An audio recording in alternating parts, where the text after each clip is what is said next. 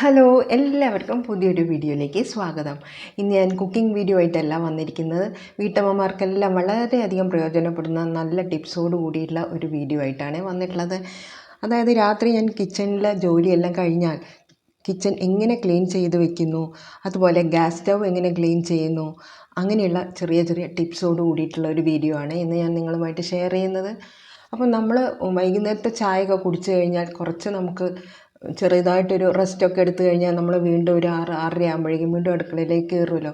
എന്നാലല്ലേ നമുക്കൊരു 7-8 മണിയാകുമ്പോഴേക്കും നമ്മുടെ രാത്രിയുള്ള ഡിന്നറെല്ലാം തയ്യാറാക്കാൻ സാധിക്കുകയുള്ളൂ.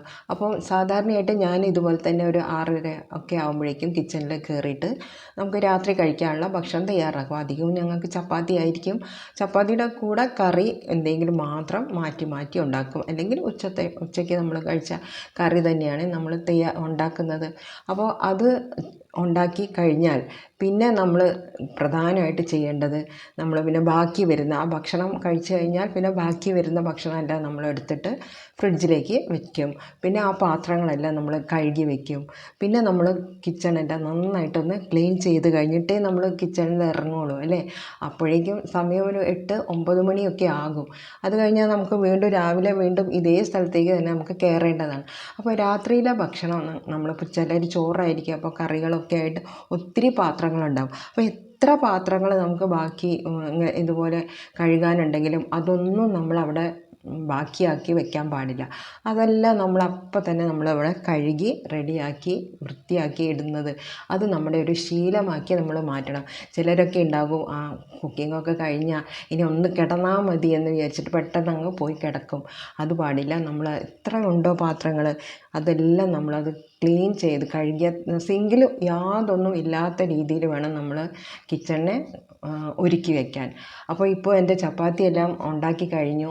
ഇനി എനിക്ക് രാവിലെ ഇങ്ങോട്ട് കയറുമ്പോൾ ഇതുപോലെ എനിക്ക് കിച്ചൺ കാണണം. എങ്കിൽ മാത്രമേ പുതിയൊരു എനർജിയോട് കൂടിയിട്ട് ബാക്കി ജോലികൾ ചെയ്യാൻ പാടുള്ളൂ. അപ്പോൾ ആദ്യമായിട്ട് ഞാൻ ചെയ്യുന്നത്, നമ്മൾ പകൽ മുഴുവനും ഈ സ്റ്റൗവിൻ്റെ മേലെ കുക്ക് ചെയ്തത് ആണല്ലോ. അപ്പോൾ ഇതിൻ്റെ മേലെ ധാരാളം എണ്ണപ്പാടുകളും ചിലതെല്ലാം ഇങ്ങനെ തിളച്ച് തൂവിയ പാടുകളെല്ലാം ഉണ്ടാകും. അപ്പോൾ അതെല്ലാം നമുക്കൊന്ന് ക്ലീൻ ചെയ്യണം. അപ്പോൾ ആദ്യമായിട്ട് നമ്മൾ അതിൻ്റെ ബർണറുകളാണ് ഞാൻ ക്ലീൻ ചെയ്യുന്നത്. കാരണം ഈ ബർണർ ക്ലീൻ അല്ലെങ്കിൽ നമ്മുടെ ഗ്യാസ് അധികമായിട്ട് ചിലവാകും. അപ്പം ഏറ്റവും ആദ്യം നമ്മൾ ക്ലീൻ ചെയ്യേണ്ടത് അതിൻ്റെ ബർണറുകളാണ്. അപ്പം ഈ ക്ലീനിങ്ങിന് വേണ്ടിയിട്ട് ഞാനെപ്പോഴും വീട്ടിൽ സൂക്ഷിച്ച് വെക്കുന്ന ഒരു സാധനമാണ് ഈ ബേക്കിംഗ് സോഡ. ക്ലീനിങ്ങിന് വേണ്ടി മാത്രം തന്നെ ഞാൻ 2-3 പാക്കറ്റ് ഇതുപോലെ വലിയ വിലയൊന്നുമില്ല, 20 രൂപ 30 രൂപ കൊടുത്താൽ നല്ല ഇതുപോലുള്ള ബേക്കിംഗ് സോഡയുടെ പാക്കറ്റ്സ് കിട്ടും. അപ്പോൾ അത് നമ്മൾ വാങ്ങി സൂക്ഷിച്ച് വയ്ക്കുക. അപ്പോൾ അതിൽ നിന്ന് ഞാൻ കുറച്ചെടുത്തിട്ടുണ്ട്. ബേക്കിംഗ് സോഡയാണ് എടുത്തിട്ടുള്ളത്. ഒരു 2 സ്പൂണോ അല്ലെങ്കിൽ 3 സ്പൂണോ എടുത്താൽ മതി. നമുക്ക് എത്രമാത്രം ക്ലീൻ ചെയ്യാനുണ്ടോ അതിനനുസരിച്ചിട്ട്. ഇനി അതിലേക്ക് നമ്മൾ കുറച്ച് വിനാഗിരി ചേർത്ത് കൊടുക്കണം. വിനാഗിരിയും ഇതുപോലെ ക്ലീനിങ്ങിന് നമുക്ക് അത്യാവശ്യമായിട്ടുള്ളൊരു വസ്തുവാണ്. അപ്പം ഇത് രണ്ടും നമ്മളെപ്പോഴും വീട്ടിൽ സൂക്ഷിച്ച് വയ്ക്കണം. പിന്നെ ഞാൻ ചേർത്തിരിക്കുന്നത് ഡിഷ് വാഷ് ലിക്വിഡാണ് കേട്ടോ. അത് പിന്നെ എന്തായാലും നമ്മുടെ വീട്ടിൽ കാണുമല്ലോ പാത്രങ്ങൾ കഴുകാൻ. അപ്പോൾ അതിൽ നിന്നും 1 സ്പൂണും കൂടെ അതിലേക്ക് ഒഴിച്ച് ഇത് നമുക്ക് നല്ലൊരു പേസ്റ്റ് ആക്കി ഇതുപോലെ എടുക്കണം. ഇനി ഇത് നമുക്ക് ആ ബർണറിൻ്റെ മേലെ നമുക്ക് നന്നായിട്ടൊന്ന് തേച്ച് പിടിപ്പിക്കുകയാണ് ചെയ്യേണ്ടത്. അപ്പോൾ ആ തേച്ച് പിടിപ്പിക്കാൻ സ്ക്രബ്ബറോ അതുപോലെയുള്ള എന്തെങ്കിലും ഒരു തുണിക്കഷ്ണമായാലും മതി. അപ്പോൾ അതിൽ ഈ പേസ്റ്റ് ആക്കിയിട്ട് അതിൻ്റെ മേലെ നന്നായിട്ട് അങ്ങനെ പേസ്റ്റ് നന്നായിട്ടൊരു പൂശി കൊടുക്കുക. ആദ്യം അതാണ് ചെയ്യേണ്ടത്. നല്ലപോലെ ആ സാധനം ആ പേസ്റ്റ് നന്നായിട്ടൊന്ന് തേച്ച് കൊടുത്താൽ മതി. കാരണം അതിൻ്റെ ഗ്യാപ്പിലൊക്കെ ചിലപ്പോൾ എന്തെങ്കിലും കരടെന്ന് പറയില്ലേ നിങ്ങൾ, അതെല്ലാം പറ്റി പിടിച്ചിട്ടിരിക്കണം. അപ്പോൾ പറ്റി പിടിച്ചിട്ടുണ്ടെങ്കിൽ അതിൻ്റെ ഉള്ളിൽ നിന്ന് ശരിയായിട്ടുള്ള ഫ്ലെയിം പുറത്തേക്ക് വരില്ല. അപ്പം ശരിയായി പുറത്തേക്ക് ഫ്ലെയിമും വന്നിട്ടില്ലെങ്കിൽ സമയം കൂടുതലെടുക്കും. നമ്മൾ പാചകം ചെയ്യാൻ എടുക്കുന്ന സമയം സാധാരണത്തിനേക്കാളും കൂടുതലാകും. അപ്പോൾ എപ്പോഴും നമ്മൾ ആ ബർണറിൻ്റെ ആ ഹോൾസ് എല്ലാം വളരെ കൃത്യമായിട്ട് അത് നമ്മൾ കഴുകി കഴിഞ്ഞാൽ നമ്മളിങ്ങനെ വെളിച്ചത്തിലേക്ക് നോക്കിയാൽ ആ ഹോൾസ് എല്ലാം നമുക്ക് ശരിക്കും കാണണം. അതുപോലെ ആക്കിയിട്ട് വെക്കണം. അപ്പോൾ ആദ്യം നമ്മൾ ബർണറാണ് ക്ലീൻ ചെയ്യുന്നത്. അതിന് ശേഷം തന്നെ ഞാൻ ഒരു ചെറിയ കഷ്ണം സ്പോഞ്ചിൽ ഇതേ പേസ്റ്റ് തന്നെ ഞാൻ എടുത്തിട്ട് നമ്മുടെ സ്റ്റൗവിൻ്റെ മേലെയൊക്കെ തേച്ച് കൊടുക്കുക. ഗ്ലാസ് സ്റ്റൗ ആണ്, അതുകൊണ്ട് തന്നെ ഞാൻ ഗ്ലാസ് ടോപ്പാണ് സ്റ്റൗ, അതുകൊണ്ട് സ്പോഞ്ച് എടുക്കുന്നതാണ് കൂടുതൽ നല്ലത്. ആദ്യം വളരെ കുറച്ച് പഴക്കമുള്ള ഒരു സ്റ്റൗവാണ് കേട്ടോ എൻ്റേത്. പക്ഷേ ഞാൻ നിത്യം ഇതുപോലെ ക്ലീൻ ചെയ്ത് വെക്കുന്നത് കൊണ്ട് ഞാനിപ്പോഴും അത് ഉപയോഗിക്കും. പലപ്പോഴും ഞാനിത് മാറ്റണം എന്നൊക്കെ വിചാരിക്കും, പക്ഷേ ഇതിന് വേറെ പ്രശ്നങ്ങളൊന്നുമില്ല. നല്ല ഫ്ലെയിമായിട്ട് നല്ല ഫ്ലെയിമിൽ കത്തുന്നുണ്ട്. അപ്പോൾ ഇതുപോലെയൊക്കെ നമ്മൾ ചെയ്ത് വെച്ച് കഴിഞ്ഞാൽ ഗ്യാസ് സ്റ്റൗവിൻ്റെ ആയുസ്സും നമുക്കിതുപോലെ കൂട്ടിയെടുക്കാൻ സാധിക്കും. അപ്പോൾ അതിൻ്റെ ഉള്ളിലൊക്കെ നന്നായിട്ട് ഒന്ന് ഈ സ്പോഞ്ച് ഉപയോഗിച്ചിട്ടാണ് ഞാൻ തേച്ചുള്ളത്. സ്റ്റൗവിൻ്റെ എല്ലാ ഭാഗത്തും നന്നായി തേച്ച് കഴിഞ്ഞാൽ ഈ സ്പോഞ്ച് തന്നെ കുറച്ച് വെള്ളത്തിൽ മുക്കിയിട്ട് ഇതിൻ്റെ ഈ ടോപ്പിലൊക്കെ ഒന്ന് തുടച്ച് കൊടുത്താൽ നമുക്ക് ആ എന്താ പറയുക, സോപ്പ് കലർന്നൊരു വെള്ളമാണല്ലോ, പേസ്റ്റ് ആണല്ലോ. അപ്പോൾ അതെല്ലാം നമുക്കിതുപോലെ അങ്ങോട്ട് ഒപ്പിയെടുക്കാൻ സാധിക്കും.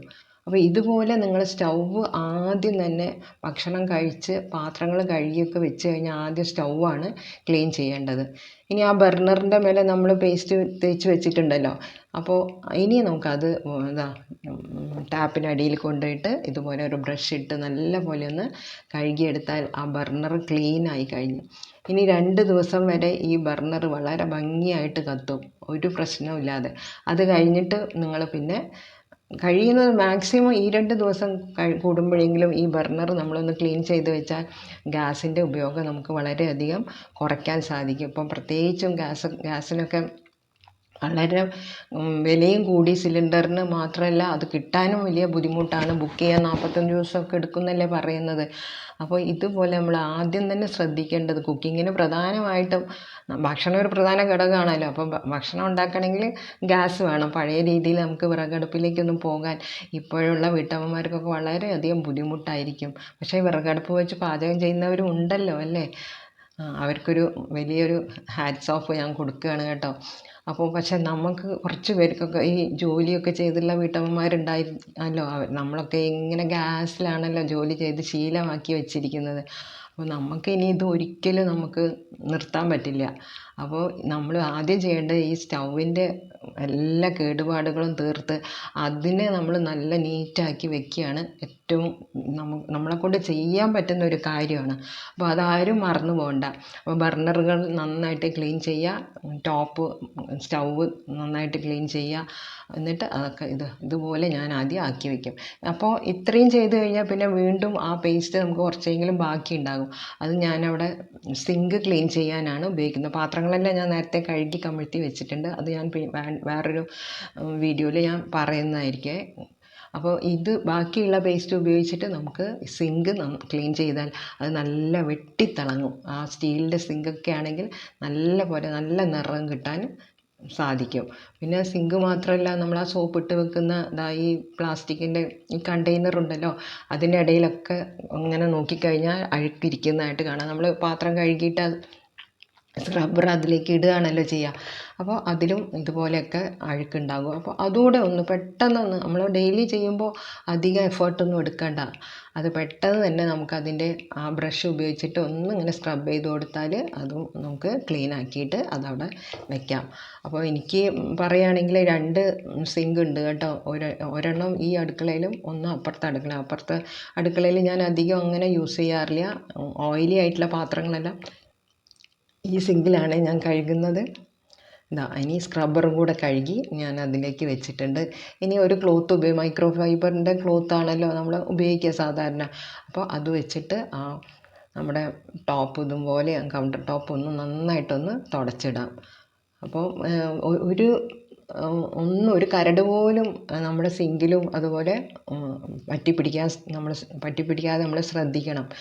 കാരണം എന്താ വെച്ചാൽ ആ കരണ്ട് അതിനായിട്ട് വീണ് കഴിഞ്ഞാൽ സിങ്കും ബ്ലോക്കാകും. അപ്പോൾ അതെല്ലാം ശ്രദ്ധിച്ചിട്ട് വേണം നമ്മൾ ഈ വക കാര്യങ്ങളൊക്കെ ചെയ്യാൻ. അപ്പോൾ വിനാഗിരിയും അതുപോലെ ബേക്കിംഗ് സോഡയും എന്തായാലും ഒരു വീട്ടിൽ കൃത്യമായിട്ട് നമ്മൾ വാങ്ങി വയ്ക്കാൻ മറക്കരുത്. അപ്പോൾ അടുക്കളയൊക്കെ ഇതുപോലെ ഞാനവിടെ ക്ലീനാക്കി വെച്ചിട്ടുണ്ട്. അതുപോലെ 2 സിങ്കും ഞാൻ നല്ലപോലെ അതേ ഒരു ലോഷൻ തന്നെയാണ് ഞാൻ ഇതിനായിട്ട് ഉപയോഗിക്കുന്നത്. ഇത് ഉണ്ടാക്കി വെക്കുന്നതിനേക്കാളും നല്ലത് ഈ പറഞ്ഞ 3 സാധനങ്ങളും കൂടെ മിക്സ് ചെയ്തിട്ട് നമ്മൾ ഉപയോഗിക്കുന്ന ആ സമയത്ത് പെട്ടെന്നൊന്ന് ഉണ്ടാക്കുന്നതാണ് നല്ലത്. ഇനി ബാക്കി മൈക്രോ ഫൈബർ ക്ലോത്ത് ഉപയോഗിച്ചിട്ട് എല്ലാ ഭാഗങ്ങളും ഒന്ന് പെട്ടെന്ന് വൈപ്പ് ചെയ്തെടുത്താൽ മതി. അധികം എഫേർട്ടൊന്നുമില്ല. പെട്ടെന്ന് തന്നെ നമുക്ക് എല്ലാ തുണി വെച്ചിട്ട് ഇതുപോലെ ഒന്ന് തുടച്ചെടുത്താൽ നമ്മൾ ചിലപ്പോൾ എന്തെങ്കിലും ഗ്ലാസ് വയ്ക്കുമ്പോഴും അതുപോലെ സ്പൂണ് വയ്ക്കുമ്പോഴൊക്കെ അവിടെ പാടുകൾ വീണിട്ടുണ്ടാവും. പകലത്തെ ജോലികൾ അതുപോലെ പോവുകയല്ലേ. അങ്ങനെ പെട്ടെന്ന് തുടച്ചിടും. അപ്പോൾ ഞാനിങ്ങനെ അധികവും ഇതുപോലെ കൗണ്ടർ ടോപ്പ് എപ്പോഴും തുടച്ചിടുന്നതുകൊണ്ട് എൻ്റെ അടുക്കള എപ്പോഴും നല്ല ക്ലീൻ ആയിട്ടിരിക്കും. എനിക്ക് തുടയ്ക്കാനാണെങ്കിൽ നല്ല നീളത്തിൽ കൗണ്ടർ ടോപ്പും ഉണ്ട്. പക്ഷെ ഞാനൊരു കാര്യം ചെയ്യുന്ന അധികം സാധനങ്ങളൊന്നും കൗണ്ടർ ടോപ്പിൻ്റെ മുകളിൽ വെക്കാറില്ല. ഇപ്പോൾ നോക്കിയാൽ തന്നെ മിക്സിയും അതുപോലെ പിന്നെ സ്റ്റൗവും പിന്നെ കുറച്ച് സാധനങ്ങൾ മാത്രമേ ഞാൻ കൗണ്ടർ ടോപ്പിൽ വെക്കാറുള്ളൂ. ബാക്കിയെല്ലാം എനിക്ക് സ്റ്റോറേജ് സ്പേസ് ഉള്ളതുകൊണ്ട് ഞാൻ വെക്കും. പക്ഷേ സ്റ്റോറേജ് സ്പേസ് ഇല്ലെങ്കിൽ പിന്നെ എന്ത് ചെയ്യാനാണ്, അതിൻ്റെ മേലെ തന്നെ വെക്കുക നിവൃത്തിയുള്ളൂ. പിന്നെ ഞാൻ ചെയ്യുന്നൊരു കാര്യം എന്താണെന്ന് വെച്ചാൽ കർപ്പൂരം വാങ്ങി വെച്ചിട്ടുണ്ട് ചെറിയ കുപ്പിയിൽ. അതിൽ ഒരെണ്ണം ഞാൻ ആ സിങ്കിൽ ഇട്ട് വെച്ചിട്ട്, അപ്പോൾ നല്ല മണം ഉണ്ടാവും. ഇത് നോക്കൂ, എൻ്റെ ഗ്യാസ് ഇപ്പോൾ കത്തുന്നത് നല്ല ബ്ലൂ ഫ്ലെയിമിൽ ഇതുപോലെ വേണം എന്നും നമ്മുടെ ഗ്യാസ് സ്റ്റവ് കത്താൻ. മാത്രമല്ല അധികവും നമ്മൾ കുക്കർ ഉപയോഗിക്കുന്നതായിരിക്കും ഗ്യാസ് സേവ് ചെയ്യാനുള്ള മറ്റൊരു ടിപ്പ് കേട്ടോ. മാത്രമല്ല ഫ്ലെയിം എപ്പോഴും പാത്രത്തിൻ്റെ ആ നേരെ സെൻറ്ററിൽ വേണം കത്താൻ. അപ്പോൾ ഇത്രയും കാര്യങ്ങളാണ് ഇന്നത്തെ വ്ളോഗിൽ എനിക്ക് പറയാനുള്ളത്. കഴിയുന്നത് നമ്മൾ കൗണ്ടർ ടോപ്പിൻ്റെ മുകളിൽ അധികം സാധനങ്ങളൊന്നും വെക്കാതെ വളരെ നമുക്ക് അത്യാവശ്യമുള്ള സാധനങ്ങൾ മാത്രം കൗണ്ടർ ടോപ്പിൽ വയ്ക്കുക. ബാക്കിയെല്ലാം നമ്മൾ സ്റ്റോറേജ് സ്പേസിലേക്ക് മാറ്റുക. എന്നാൽ നമുക്ക് അടുക്കള വളരെ കൃത്യമായിട്ടും വൃത്തിയായിട്ട് നമുക്ക് വെക്കാൻ സാധിക്കും. അപ്പോൾ ഇതുപോലെയെല്ലാം നിങ്ങളൊന്ന് ചെയ്തു നോക്കൂ. എന്നിട്ട് നിങ്ങളുടെ അടുക്കളയുടെയും അതുപോലെ നിങ്ങൾക്ക് രാവിലെ എണീക്കുമ്പോൾ കിട്ടുന്ന ഒരു എനർജി ലെവലൊക്കെ വ്യത്യാസം ഉണ്ടായിരിക്കും. അപ്പോൾ ഇതുപോലെ ചെയ്ത് നോക്കിയിട്ട് നിങ്ങളുടെ അഭിപ്രായങ്ങൾ എൻ്റെ കമൻറ്റിലൂടെ എന്നെ അറിയിക്കണം. ചിലപ്പോൾ ഇതിനേക്കാൾ ഭംഗിയായിട്ട് ചെയ്യുന്നവരുണ്ടായിരിക്കും അല്ലേ. അപ്പോൾ താങ്ക്സ് ഫോർ വാച്ചിങ്.